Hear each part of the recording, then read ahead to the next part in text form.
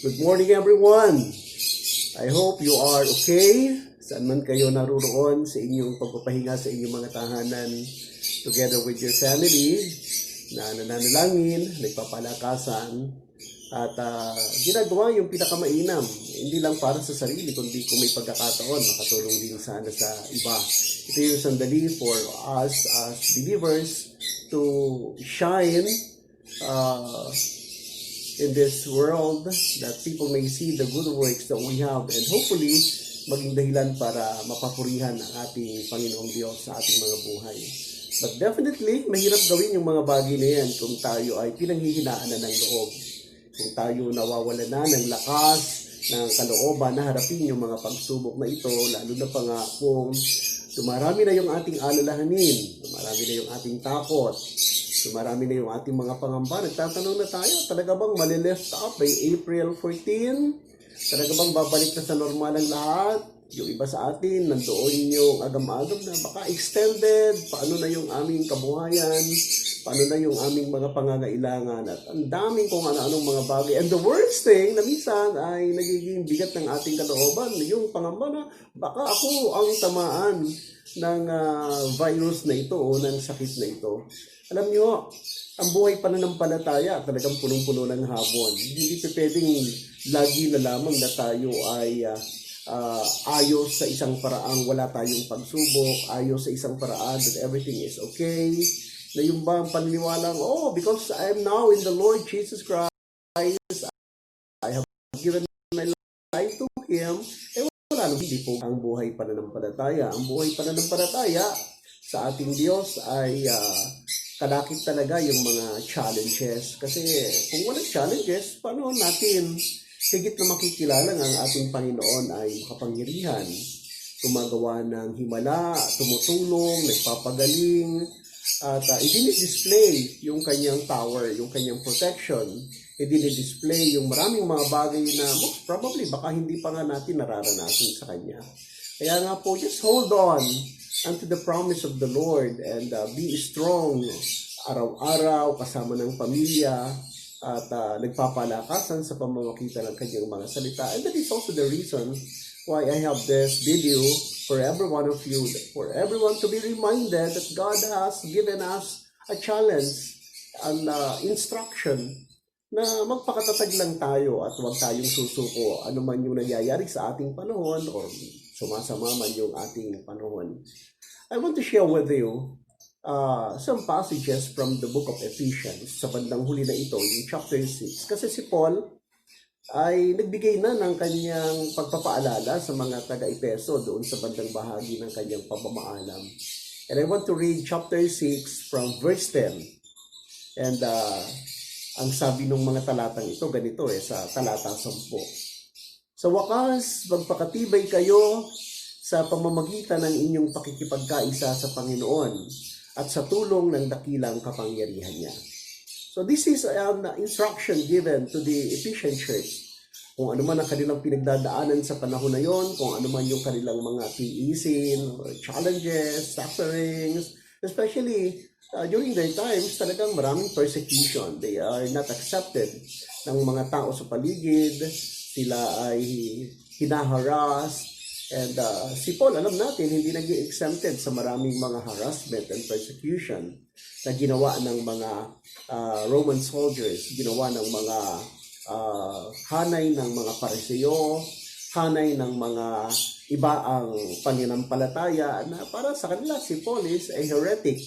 Kaya ang dami nilang mga sufferings, ang dami nilang mga tiisin. Wow, in our times, hindi man kapareho ng tiisin ni Paul yung pinagdaraanan natin, but nevertheless, it is the same suffering, it is the same challenge, it is the same in terms of how we feel it now. At siguro maganda i-apply natin or i-personalize natin yung sinasabi ni Paul sa mga taga-Epeso, yung sinabi niyang magpakatibay kayo, una, sa paanong paraan pwedeng maging matibay. Sabi ni Paul sa kanila, mamagitan ng inyong pakikipagkaisa kay Kristo. At yung pangalawa ay sa tulong ng dakilang kapangyarihan niya. So may dalawang aspeto. Yung katatagan ng loob na pwede nating maranasan. yung katatagan ng kalooban sa gitna ng hirap na ating pinagdaraanan na nanggagaling sa ating relasyon sa Kanya, sa ating pakikipag-ugnayan sa Kanya. So on a day-to-day basis, sa dami ng mga nababasa natin, we are threatened by all this bad news, mas nakikita natin yung namamatay kaysa gumagaling, mas nakikita natin yung dumadami, sa halip na makita natin na merong mas oportunidad na maibukod yung bilang ng mga nagkakasakit. So, in all of these things that is happening that give us a terrifying reaction, di ba? Sinasabi sa atin, hopefully magpakatatag tayo. Because in any way, you already have your relationship with Jesus. You already have your life in the Lord. At kung si Jesus ang iyong kasama ay lagi kang merong comfort. Kung si Jesus ang iyong kasama, lagi kang merong pag-asa sanang nararanasan because God is giving you hope. The Lord Jesus Christ is always there to give us assurance na kailanman hindi tayo pababayaan ng Panginoon, especially if you are taking caution also sa iyong sarili, sa iyong paglabas-labas, talagang ikaw ay nag-iingat, hindi ka basta humahawak sa kung saan-saan, you are wearing your mask, at pag uwi mo ng bahay, ganun din, nagdi-disinfect ka ng sarili mo, ng damit mo, ng ginamit mong mga bag, daladala nung ikaw ay lumabas para more or less mamalengke. But I just want to go back doon sa sinabi ni Paul. Magpakatatag kayo, tibayan ang inyong loob sa pamamagitan una ng pakikipagkaisa kay Kristo. Kapatid, kumusta yung pakikipagkaisa mo kay Kristo? I just do hope na yung challenge ngayon ay nakatulong para mas lalong malagay sa mainit na kalalagayan yung relasyon natin sa Panginoon. Meaning, because somehow, meron tayong ganitong nararamdamang kaba. Minsan ito yung nagbubunsod sa atin. Ito yung nagdadala sa atin. To get always in touch with the Lord. Lagi tayong nananalangin, nagbabasa ng Biblia, at humahanap ng comfort galing sa Panginoon, at nakikilala siya, na-assure tayo ng kanyang mga pangako, and just because of this, nakakaranas tayo ng pagpapalakas ng loob na galing sa kanya. Yung pangalawa ay yung pagpapalakas ng loob ng dahil sa kanyang kapangyarihan.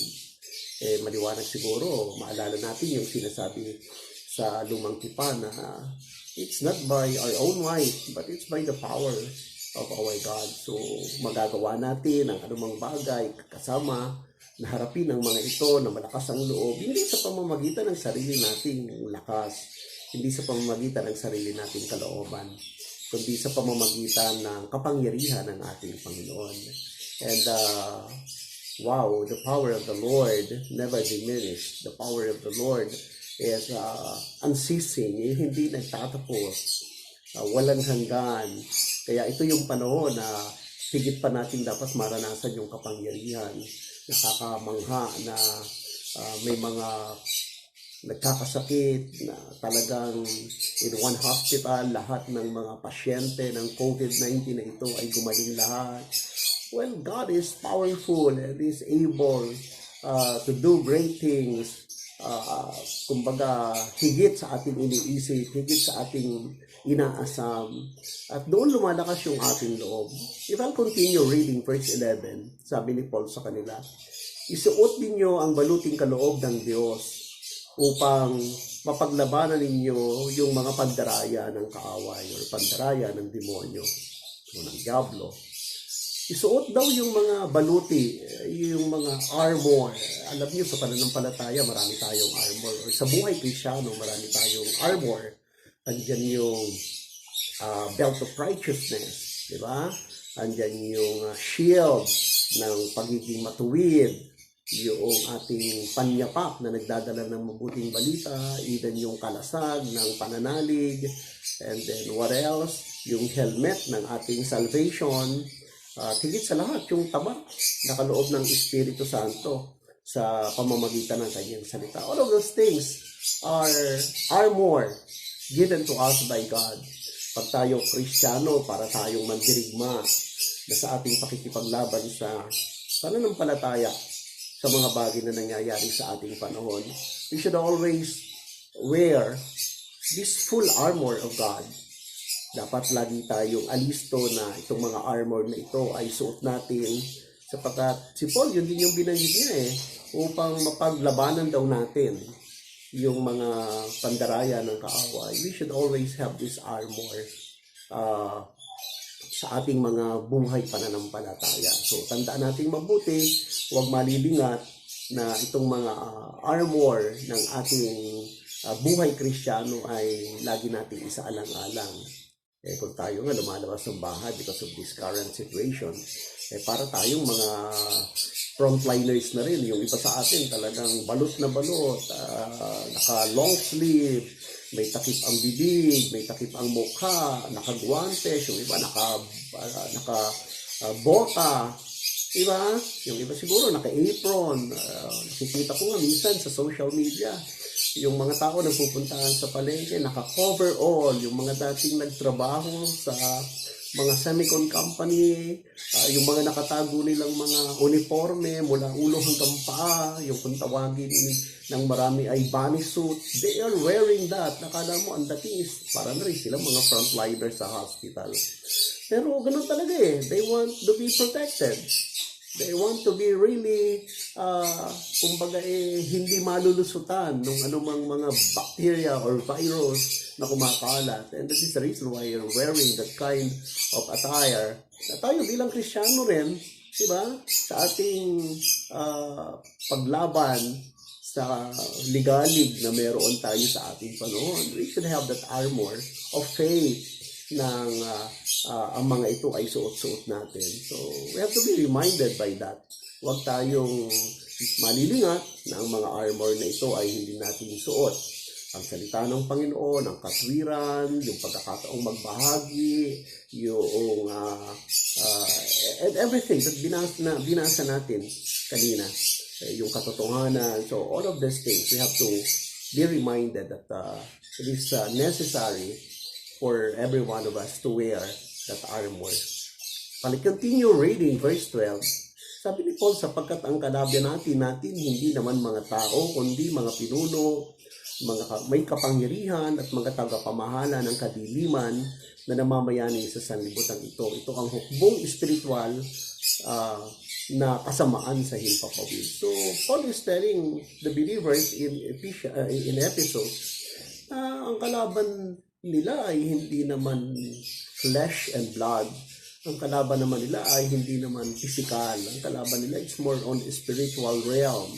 So, ang pakikipagbaka mo, if it is a spiritual realm, it has to be also by becoming spiritual, by becoming in tune and aligned with the Spirit of God. So, mahalaga yun.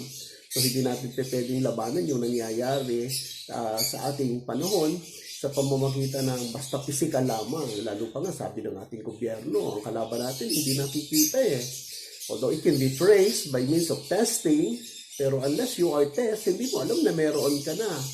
So, itong kumakalat na virus sa ating panahon ngayon, kung ilalagay natin sa spiritual perspective, alam natin hindi lang ito basta physical Itong laban natin ngayon has something also to do with our spiritual position in the Lord, na hinaharap natin ito sa pamamagitan ng panalangin, hinaharap natin ito sa pamamagitan ng mga intercession natin, and that's also the reason why we call it for a fasting, na talagang bunuin natin ito using the authority given to us by the Lord, using binding and loosing, na itong mga gawa ng kaaway ng mga pagkakasakit na ito ay makontain ng kapangyarihan ng Panginoon.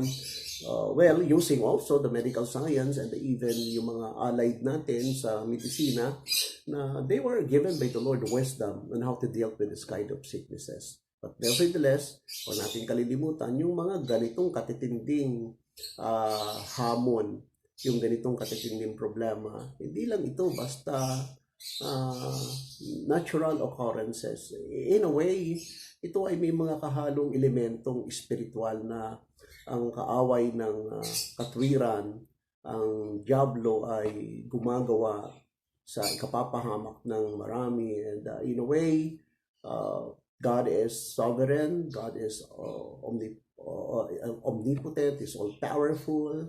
Hindi naman para sabihin na ginusto ito ng Diyos, but somehow, it is a test of faith as well. Katulad ng nangyari sa buhay ni Job, it was not God who sent sickness and challenges in the life of Job. Pero in a way, God allowed it upang sa ganun ay mahayag lalo yung kaluwalhatian ng Panginoon at yung pananampalataya ng kanyang lingkod na si Job. Same thing with us.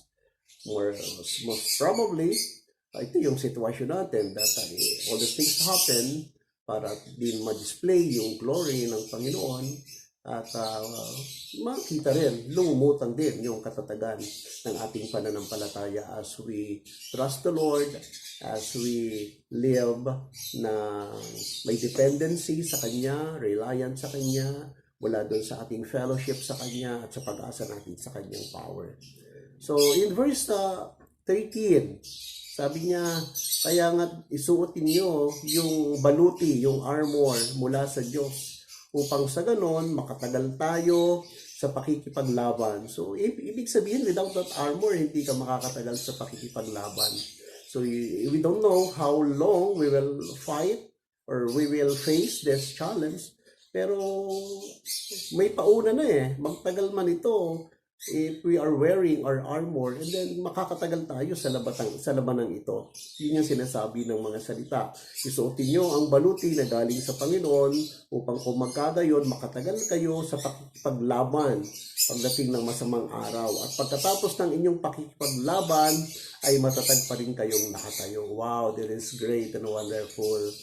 God is asking us to just wear our armor from the Lord para tayo makatagal sa labanang ito at kung matapos na ang labanang ito, tayo'y nakatayo pa rin at nandoon pa rin yung katatagan. Siguro that is that we are raising up our hands to the Lord, shouting and praising, praises to our God. Mula yung ginawa sa atin, talagang makakakanta tayo ng wow, ito yung mga fight song namin, ito yung mga song of victory namin that we're able to overcome itong nangyayari sa amin o itong nangyari sa aming bayan, ano man yung epekto, ano man yung iniwang mga resulta, ilan man ang namatay, pero yung mas malawak na kaganapan, pwedeng sabihin na God still deserves the glory. Siguro by that time, mas marami ng tao ang nagbukas ng puso sa Panginoon, mas marami ng mananampalataya ang mas naging seryoso sa kanilang faith, mas marami ng mga Kristiyano ang nagpapabaya ng kanilang pananampalataya ang nagbalik loob na rin sa Panginoon. Marami ng mga puso ang nabuksan dahil din siguro sa ginagawang tulong ng mga tao, ng mga Kristiyano na dumamay doon sa mga wala ng makain. Ang mga leader ng ating bayan natutong magtiwala sa Panginoon. Yung issue ng politika at pagkakahati-hati somehow ay na-set aside for a while at mas tingnan yung kapakanan ng buong bayan at ng marami. Yung bang tipong hindi na issue kung sino ang nagkasakit, ang issue na lamang ay yung ating habag sa kung sino yung mga nagdahil sa sakit ay pumanaw. So yung humanity in a way ay talagang mas naging makabuluhan or mas nakita na sa mundong ito ay merong nakitira pang habag at hindi yung issue na lang lagi ng away-away, paghahati-hati, laitan sa isa't isa, paringgan, patamaan ng kung anong mga salita. Well, I just do hope that after all this struggle, this challenge that we have, actually not only in the Philippines but around the world, sana pagkatapos nito ay masumpungan pa rin tayong nakatayo, matatag, at babalikan ko yung kaparaanan for us to be able to experience this. Yun ay walang iba kundi sa pakikipagkaisa natin sa Panginoon at nang dahil sa kanyang kapangyarihan. We cannot overcome nor be able to be strong enough in facing this crisis sa pamamagitan ng ating sariling lakas, sa pamamagitan ng sarili nating disposisyon o kapangyarihan. We have to strengthen as well our relationship with the Lord Jesus Christ. And we have to put our full trust in God when it comes to how He will conquer. In fact, He already conquered itong mga bagay na ito. Yung kanyang kapangyarihan ay sapat para tayo makapagtagumpay sa bagay na ito. So once again, my fellow lovers of God, I just do hope na araw-araw yung buhay natin, mas lalo pa nating palakasin yung ating pakikipagkaisa sa Panginoon. We're in our own house at nakapahinga, nakasama ang pamilya, pero siguro maganda together with our family. Let's strengthen our relationship with the Lord and trust on His power na ang lahat ng bagay ay malampasan natin na pagkatapos ng labanang ito ng ating pakikipagdigmang spiritual na ito, masumpungan pa rin tayo na matatag at hindi pinanghinaan ng loob sa ating laban. So good day everyone. I just do hope na yung buong maghapon ninyo ay pagkakataon to strengthen your relationship with our God, with the Lord Jesus Christ. Pray with your family. Have the sharing of His Word. Diba? At keep on evaluating yung sarili natin sa kanyang harapan. Nakita natin na mayroon ding mga pagkakataon na itong pangyayari ito ay blessing in disguise para lumutang yung ating talagang pananalig sa kanya. And another thing, if you have the opportunity to help somebody na talagang mas hirap sa inyong kalagayan, do some sharing ng inyong mga resources, pagkain para sa kanila. Mahalaga yon. Tayo sa simbahan, palibasa, hiwa-hiwalay, hindi naman ganun kadali ang mag-organisa ng isang paraan ng pag-aabot sana ng mga tulong pisikal o tulong material. But nevertheless, I know that God is with you at ang gawin na lang siguro natin sa ating mga sariling lugar. Anyway, I know that God is providing for your needs. Siguro yung mga tao, kahit hindi natin kasamahan sa simbahan, yung mga taong nakikita yung talagang hirap na hirap, if you have the opportunity to help them, share some stuff to them at maparangalan ng Panginoon sa mga munti nating nagagawa. It is also our time to shine as believers of God. It is also our time to do good works and glorify our Father in heaven. So minsan pa, magandang umaga sa inyong lahat.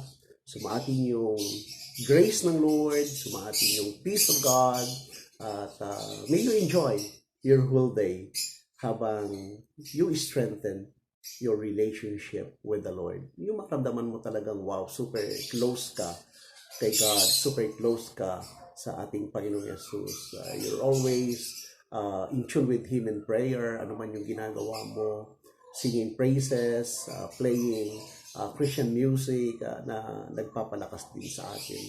And huwag natin kalilimutan, God is powerful. He's able to make you strong sa laban na ito at maging matagumpay.